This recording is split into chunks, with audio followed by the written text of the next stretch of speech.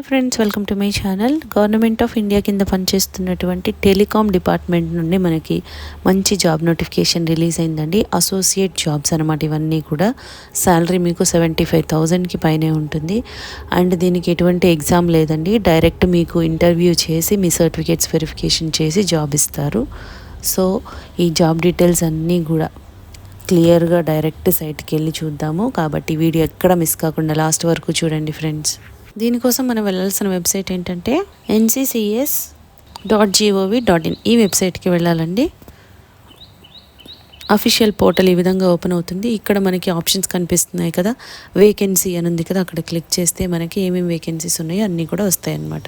ఇప్పుడు మనకు కావాల్సింది ఏంటంటే notification for engagement of research associates అని ఉంది కదా, ఇక్కడ డౌన్లోడ్ అనేది క్లిక్ చేయాలి. అప్పుడు నోటిఫికేషన్ ఈ విధంగా ఓపెన్ అవుతుందండి. నోటిఫికేషన్ ఈ విధంగా ఓపెన్ అయిందండి. క్లియర్గా డీటెయిల్స్ అన్నీ కూడా చూద్దాము.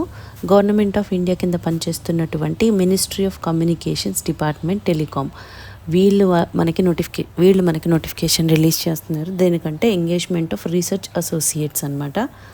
ఇది రీసెర్చ్ అసోసియేట్ స్కీమ్ కింద ఎన్సిసిఎస్ వాళ్ళు రిలీజ్ చేస్తున్నారు. ఎన్సిసిఎస్ అంటే ఏంటంటే national centre for communication security. వీళ్ళు మనకి డిపార్ట్మెంట్ ఆఫ్ టెలికాం వీళ్ళ కింద పనిచేస్తున్నారు. అది గవర్నమెంట్ ఆఫ్ ఇండియా కింద ఉందన్నమాట. వీళ్ళకి రీసెర్చ్ అసోసియేట్స్ పొజిషన్స్కి తీసుకుంటున్నారు. 8 నెంబర్స్ ఉన్నాయండి. ఇది period of engagement will be initially for a period of 2 years ఉంటుందంట. తర్వాత మనకి extend for 1 year on the recommendations of PSC performance appraisal ఉంటుంది. దాన్ని బట్టి మీకు నెక్స్ట్ ఇయర్ అనేది మీకు ఎక్స్టెండ్ చేస్తారనమాట. దీనికి వచ్చేసి మీకు కన్సాలిడేటెడ్ అమౌంట్ ఎంత పే చేస్తారంటే 75,000 పర్ మంత్ వస్తుందండి.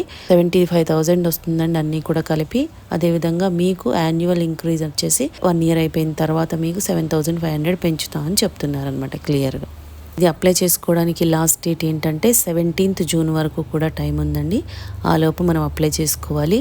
ఇది మనం ఆన్లైన్లో అప్లై చేసుకోవడానికి కుదరదు. ఓన్లీ ఆఫ్లైన్లోనే అప్లై చేయాలి. అంటే బై పోస్ట్ కానీ అండ్ బై హ్యాండ్ పర్సనల్గా వెళ్ళి మనము సబ్మిట్ చేయొచ్చు అనమాట ఇక్కడ ఇచ్చిన అడ్రస్కి. దీనికోసం మనం వెళ్ళాల్సిన వెబ్సైట్ ఇప్పుడు మనం ఏదైతే వచ్చామో సేమ్ వెబ్సైట్ nccs.gov.in. ఇందులోకి వెళ్ళి మీరు నోటిఫికేషన్ తీసుకోవచ్చు. అప్లికేషన్ కూడా మీకు ఈ నోటిఫికేషన్లోనే ఉంది కాబట్టి అది ప్రింట్ తీసుకొని సబ్మిట్ చేయాలన్నమాట ఫిల్ చేసి. దీనికి ఎలిజిబిలిటీ ఎలా ఉందంటే ఎడ్యుకేషనల్ క్వాలిఫికేషన్స్ ఏం కావాలి అంటే bachelors degree in electronics, communications, telecommunications, information technology, computers are electrical engineering. మీరు బీటెక్ చేసిన వాళ్ళు ఎవరైతే ఉంటారో ఎలక్ట్రానిక్స్, ఈసీఈ వాళ్ళు, ఐటీ వాళ్ళు, సిఎస్సి వాళ్ళు, ట్రిపుల్ ఈ వాళ్ళు వీళ్ళు ఎవరైనా కూడా అప్లై చేసుకోవచ్చు అండి. కాకపోతే మీకు మినిమం 60% మార్క్స్ అయితే కంపల్సరీ రావాలన్నమాట.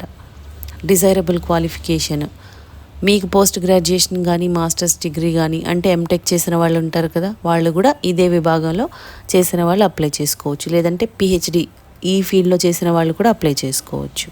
దీనికి ఏజ్ లిమిట్ ఎంత ఉండాలంటే candidates age should be below 28 years అంటున్నారు కదా. సో మీకు 28 years ఫర్ బీఏ బీటెక్ వాళ్ళకి, అంటే బీటెక్ వాళ్ళు అప్లై చేసుకుంటే 28 years ఉండాలి. అదేవిధంగా ఎంటెక్ వాళ్ళు ఎంఎస్ వాళ్ళు అప్లై చేసుకుంటే 30 years ఉండాలి.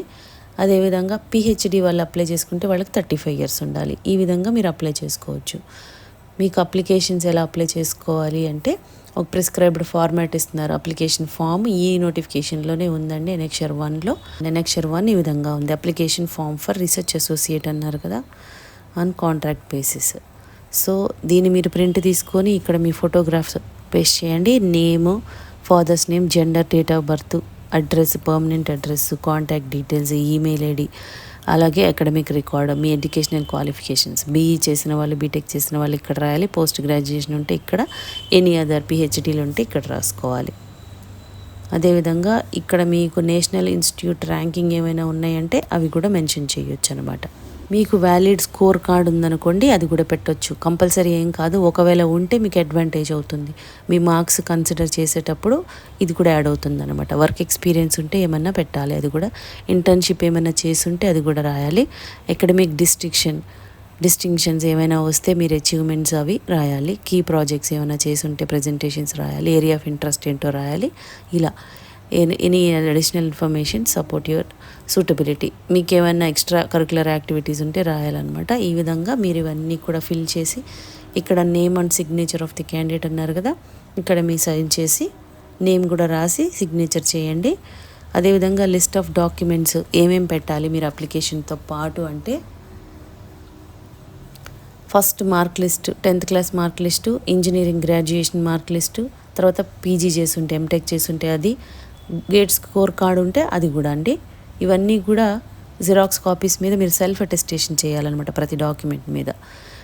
Documentary proof for percentage conversion అంటే మీరు ఎలా కన్వర్ట్ చేశారో ఆ పర్సంటేజ్ అనేది అది పెట్టాలి ప్రూఫ్.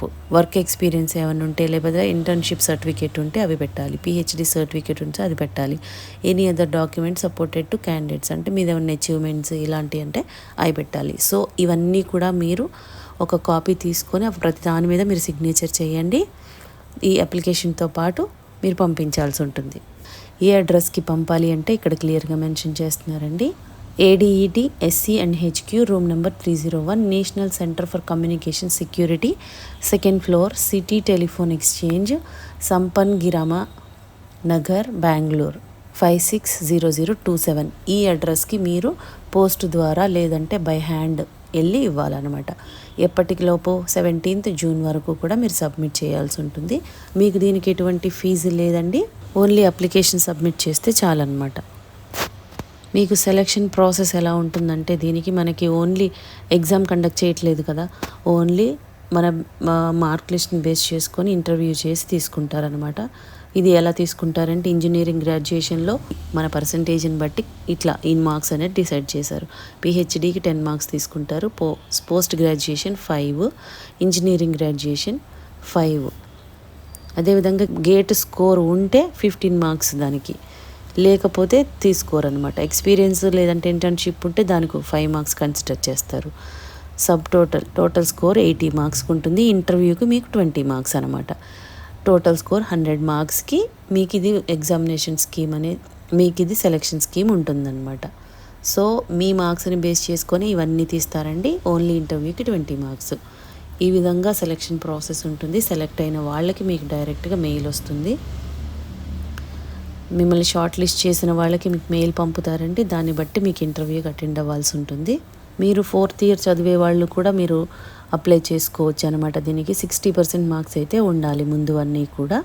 మీకు ప్లేస్ ఆఫ్ పోస్టింగ్ బెంగళూరులో ఉంటుందండి. ఎవరైతే ఇంట్రెస్ట్ ఉన్నారో వాళ్ళందరూ కూడా అప్లై చేసుకోండి ఫ్రెండ్స్. 17th జూన్ వరకు కూడా టైం ఉందండి. రీసెర్చ్ అసోసియేట్ పోస్టులకి మీకు ఈ స్కీమ్కి ఎంగేజ్ చేస్తున్నారు.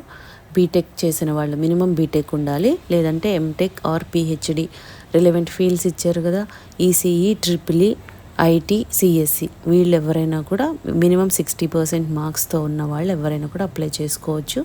సో ఇంట్రెస్టెడ్ క్యాండిడేట్స్ ఇమీడియట్గా అప్లై చేసుకోండి ఫ్రెండ్స్, ఛాన్స్ మిస్ చేసుకోకండి. ఇది సెంట్రల్ గవర్నమెంట్ కంపెనీ అండి. మీకు ఈ వీడియోలో ఇన్ఫర్మేషన్ యూస్ఫుల్గా అనిపిస్తే లైక్ చేయండి ఫ్రెండ్స్. ఇంకా లేటెస్ట్ జాబ్ డీటెయిల్స్ కావాలి అంటే సబ్స్క్రైబ్ చేసుకోండి. ఏదైనా డౌట్స్ ఉంటే కామెంట్ చేయండి, లేదంటే డిస్క్రిప్షన్లో మెయిల్ ఐడి మెన్షన్ చేస్తాము, దానికి కూడా మీరు మెయిల్ చేయొచ్చు. Thank you.